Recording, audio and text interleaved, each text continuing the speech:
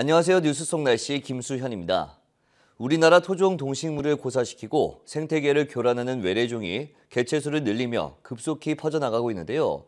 대표적인 황소개구리는 물론 가시박, 개끈풀, 큰잎베스 등 한 번 국내로 유입된 이 외래종들은 쉽게 없어지지 않습니다. 오늘은 국내 생태계의 불청객, 외래종의 습격에 대한 이야기 나눠보겠습니다. YTN 사이언스 양회영 기자 나와 있습니다. 안녕하세요. 네, 안녕하세요. 네, 저는 사실 외래종 하면 가장 먼저 떠오르는 게 황소개구리인데 이 국내에 유입된 외래종이 얼마나 많길래 토종 생태계가 위기다, 위험하다 이런 이야기가 나오는 거죠? 네, 우선 2014년 기준으로 보면요. 국내에 유입된 외래종이 모두 2,167종으로 5년 사이에 약 3배 정도 늘어났다고 볼 수 있습니다. 이 외래종 중 어류가 가장 많았는데 887종으로 제일 많았고요. 식물과 파충류 순으로 외래종이 많이 유입됐습니다. 이 외래종은 산업적인 활용이나 자원 조사, 애완용 혹은 식용 등의 이유로 국내에 들어와서 자연 생태계로 퍼지게 되면서 이제 현상이 나타나는데요. 이 외래종이 무조건 다 나쁘다, 물론 이렇게 볼 수는 없습니다. 하지만 이 꽃매미, 가시상추, 돼지풀과 같이 생태계의 균형을 무너뜨리는 침입 외래 생물이 문제인데요. 주변 생물들의 성장을 막거나 농작물에 피해를 입히고 또 사람의 건강에도 영향을 미치기 때문에 막대한 피해를 만들어내고 있습니다. 네, 그럼 생태계를 위협하는 외래종에 대해서 좀 더 자세히 좀 알아봐야 될 텐데 먼저 우리 강과 호수를 병들게 하고 있는 외래종, 큰잎베스부터 좀 알아보죠. 이게 무엇이 문제가 되고 있는 거죠? 네, 요즘 이 팔당호 주변에 남한강에서 만약에 낚시를 해보셨다고 하면은 대부분 아실 수 있는데요. 열의 9마리는 큰잎베스와 같은 외래종이 잡힌다고 합니다. 이 베스는 민물 농어의 일종인데요. 1970년대 식용을 목적으로 미국에서 처음 국내로 들여왔습니다. 이 문제는 베스와 같은 교란 어종이 토종 어류인 붕어, 다슬기, 새우는 물론이고 치어나 알까지 모두 잡아먹으면서 이 수중 생태계를 무참하게 파괴하고 있다 이런 점인데요. 국립생태원이 지난해 5월과 10월 팔당호의 어류 분포 현황을 조사해 봤더니 교란 어종인 베스와 블루길이 88.9%나 차지했습니다. 2013년에는 45% 정도 차지하고 있었으니까 2년 사이에 2배나 늘어났던 거죠. 네, 그러면 좀 궁금한 게 강이나 호수 외에도 외래종으로 좀 몸살을 앓고 있는 곳이 있을 것 같은데 어디가 있을까요? 네, 우선 혹시 개끈풀이라는 식물 한번 들어보신 적 있으신가요? 개끈풀, 사실 저희도 이제 대본에 있어서 보긴 했지만 처음 들어보는 말이거든요. 네, 맞습니다. 이 해안가에서 사실 굉장히 요즘 쉽게 볼 수 있는 풀인데요. 이 이름마저 생소한 이 개끈풀 역시 외래 식물입니다. 최근 서해 갯벌을 초토화시키고 있다, 이렇게 알려져 있는데요. 이 강화도에서 개끈풀이 발견된 게 2012년, 그러니까 얼마 되지 않았던 거죠. 그런데 번식력이 너무 좋기 때문에 퍼지는 속도가 굉장히 빨라서 일부 서해 해안가에는 개끈풀로 뒤덮여 있다고 합니다. 이 개끈풀이 잔뿌리가 많고 푹푹 빠지는 이 갯벌에서는 뽑아내는 데 있어서 굉장히 어려움이 많고요. 또 이 씨앗과 뿌리 양쪽으로 번식을 할 수 있기 때문에 1년에 2배씩 그 수가 늘어나고 있다고 합니다. 이 가장 큰 문제는요, 개끈풀이 이 갯벌 자생식물인 칠면초라는 이 식물의 성장을 막고 있어서 그 갯벌에서 굉장히 흔하게 발견되는 방개나 조개 등이 현재 자라지 못하고 있고요.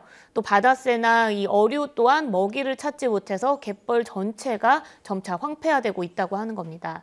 이 완전 박멸을 위해서는 최소 3년 이상 체계적인 제거 방안이 필요한데 현재 이 개끈풀이 어떻게 국내로 유입됐는지조차도 파악하지 못하고 있는 실정이라 이 걱정이 좀 커지고 있습니다. 네, 지금까지 강이나 갯벌 쪽에 이제 외래 부종을 살펴봤는데 외래 식물들도 좀 있지 않습니까? 이것도 좀 심각한가요? 네, 그렇습니다. 이 현재 서울과 춘천, 팔당 근처의 이 한강 일대나 또 낙동강, 금강 등 결국 보면 이제 4대강 주변으로 외래종 식물인 가시박 군락이 굉장히 크게 이루고 있다고 합니다. 이 가시박은 한여름 기준으로 하루에 30cm 가량 자라고요. 또 주변 나무를 감고 올라가면서 자라는 특징이 있기 때문에 햇볕을 맞게 돼서 3년이면 주변 건강한 나무를 말라 죽게 만든다고 합니다.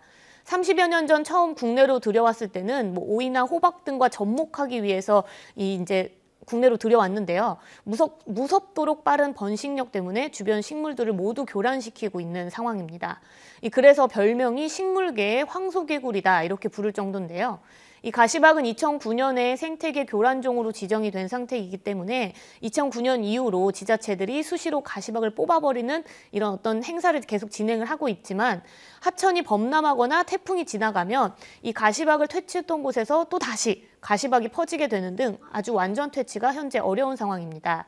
이에 정부는 이 가시박을 화학적 혹은 또 생물적으로 완전 퇴치할 방법을 내년부터 개발하겠다 이렇게 계획을 밝힌 상태입니다. 네, 이 물고기나 식물 이외에도 생태계를 교란시키는 외래종이 있을 것 같습니다. 어떤 것들이 있을까요? 네, 이제 앞서 식물들 좀 많이 봤는데요. 포유류 중에서도 굉장히 심각한 문제를 일으키는 외래종이 있습니다.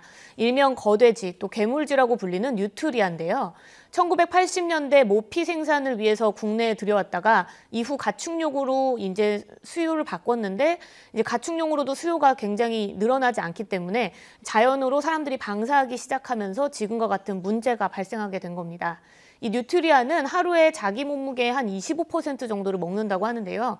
작은 동물은 물론이고 어류, 곤충까지 잡식성으로 모조리 잡아먹고 있고 특히 또 수생생물의 어떤 뿌리까지 잡아먹고 있어서 주변 생태계의 자생 능력을 망가뜨리고 있습니다.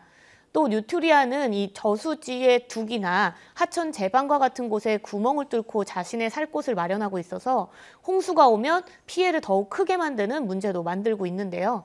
식성이 좋은 뉴트리아가 번식력 또한 굉장히 좋습니다. 1년에 3번, 또 한 번에 3마리, 최대 8마리 정도 새끼를 낳는데 현재 이 낙동강 주변에 한 8,000마리 정도 산다 이렇게 보고 있습니다. 이 뉴트리아 역시 가시박이나 주변 외래종과 다른 외래종과 마찬가지로 2009년에 이 생태계 교란종으로 지정이 된 상태인데요.